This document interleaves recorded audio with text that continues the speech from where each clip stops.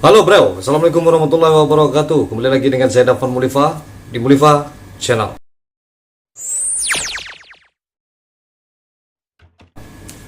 Oke, kali ini saya akan bercerita tentang seorang ulama besar yang terkenal di Malaysia, bahkan di Nusantara. Dia orang yang pertama kali untuk menentukan bulan Ramadan, berbuka atau mulai berpuasa melalui hisab. Sedangkan dulu tidak memakai seperti itu. Jadi ulama ini berasal dari Minangkabau. Nah, beliau juga terkenal di Malaysia karena menjadi tokoh ulama yang sangat disegani di Malaysia dan di Nusantara. Siapakah beliau? Oke, sebelumnya jangan lupa di subscribe, di like, di komen, di share sebanyak-banyaknya, karena ini kebanggaan kita sebagai orang Minangkabau. Dan beliau adalah seorang sepupu dari mufti imam besar di Mekah, yaitu Syekh Khatib Al-Minangkabawi. Oke, kita lanjutkan saja ceritanya. Check it out. Tahir Jalaluddin atau nama lengkapnya Syekh Tahir Jalaluddin Al-Falaki Al-Azhari Al-Minangkabawi, yang lahir pada 8 Desember 1869 dan meninggal dunia pada 26 Oktober 1956. Beliau adalah seorang ulama Nusantara. Ia memiliki kepakaran di bidang astronomi dan ilmu falak. Ia dikenal atas kepeloporannya memperkenalkan pemakaian hisab dalam penentuan awal bulan pada penanggalan Hijriah di Nusantara. Selain itu, ia terlibat gerakan reformasi Islam di Semenanjung Malaya dan Indonesia lewat penerbitan pers dan sekolah agama modern. Sebuah lembaga bernama Syekh Tahir Astronomical Center didirikan di Pulau Pinang, Malaysia untuk mengenang jasa-jasa Tahir Jalaluddin. Tahir Jalaluddin memiliki hubungan sepupu dengan Syekh Ahmad Khatib Al-Minangkabawi yang merupakan imam mazhab Syafi'i di Masjidil Haram, Makkah. Hamdan Syekh Tahir, putra Tahir, menjabat yang dipertua negeri Pulau Pinang periode 1989 sampai 2001. Tahir Jalaluddin berasal dari Cangkiang, sebuah jorong di Nagari Batu Taba, Kecamatan Ampe Angkek, Kabupaten Agam, Sumatera Barat. Nama panjangnya yakni Muhammad Tahir bin Muhammad bin Jalaluddin Ahmad bin Abdullah. Ayahnya merupakan seorang pimpinan tarekat Naksabandiyah terkemuka di Minangkabau yang bernama Jalaluddin. Tahir Jalaluddin memiliki 5 orang bersaudara. Kedua orang tuanya meninggal ketika ia masih kanak-kanak. Ayahnya meninggal tatkala usianya 2 tahun, sedangkan ibunya meninggal tatkala usianya 9 tahun. Setelah jadi yatim piatu, Tahir diasuh oleh Limba Urai, ibu dari Syekh Ahmad Khatib bin Abdul Latif, atau yang disebut dengan Ahmad Khatib Al-Minangkabawi. Tahir dan Ahmad Khatib memiliki hubungan sepupu.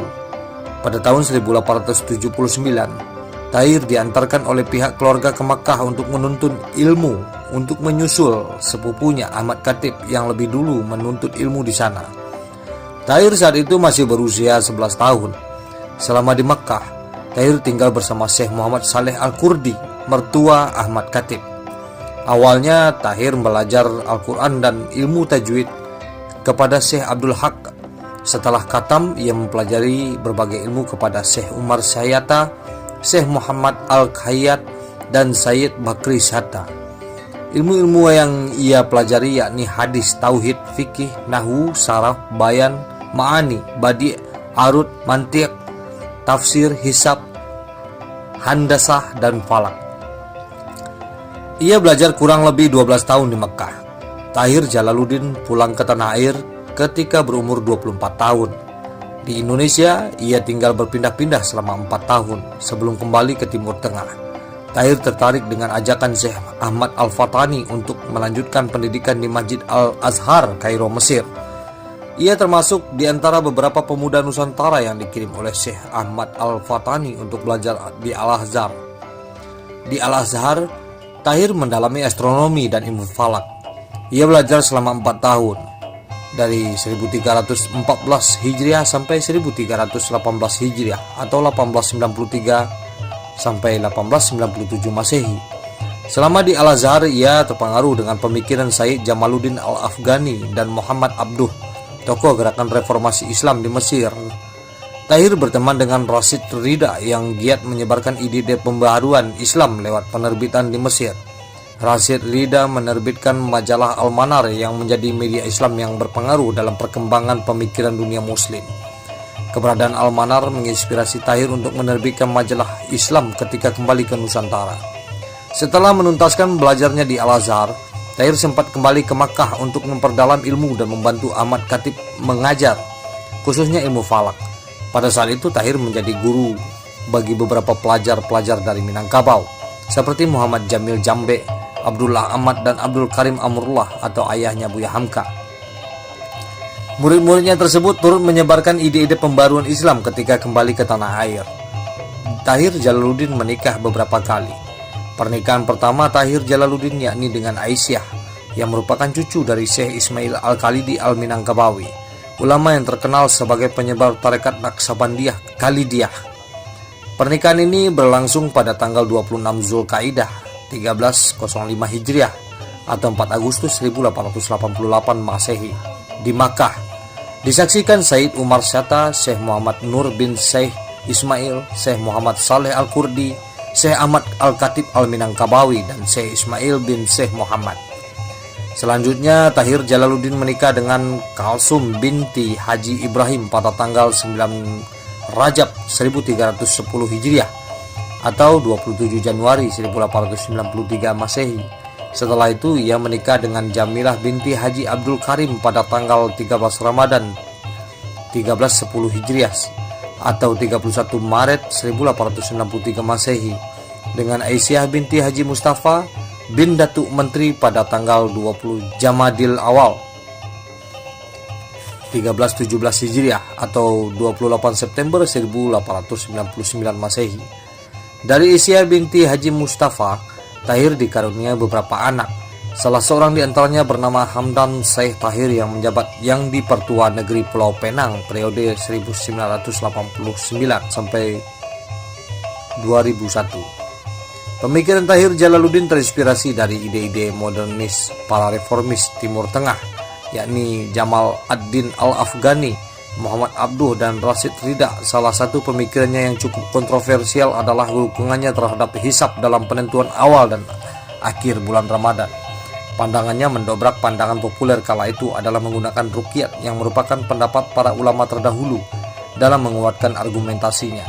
Tahir banyak merujuk pada perhitungan dan metode-metode yang dipakai oleh bangsa Eropa di Minangkabau, kampung halamannya. Pemikiran Tahir mendapat perlawanan dari sejumlah ulama setempat lantaran dianggap tidak sesuai dengan tradisi, karena memulaikan puasa dengan memakai ilmu hisab dan ilmu falak, bukan ruqyat seperti ulama-ulama terdahulu, dan ilmu hisab ilmu falak itu yang dipakai sampai saat ini. Oke bro, itu dia cerita tentang Syekh Jalaluddin Tahir, Syekh Tahir, dan keturunan beliau pernah menjadi yang di Pertua Agung negeri Penang di Malaysia, dan beliau seorang ahli falak, ahli astronomi, dan jasa-jasa beliau untuk di Malaysia sangat diabadikan. Nah, jangan sampai orang di Indonesia ini lupa, karena beliau aslinya adalah dari Minangkabau. Oke, dan mari kita bersama-sama untuk menjadi pribadi-pribadi yang mengikuti orang-orang seperti orang zaman dulu, ya, yang jelas pribadi yang sangat sukses, sangat baik, bukan pribadi-pribadi penjahat yang kita tiru atau penjajah-penjajah. Apalagi negeri kita saat ini sedang dilema pandemik. Baiknya kita harus bersabar dan terus berusaha. Oke, seperti biasanya, majulah Minangkabau, majulah Indonesia bersama saya Dafan Mulifa, selalu di Mulifa Channel. Assalamualaikum warahmatullahi wabarakatuh.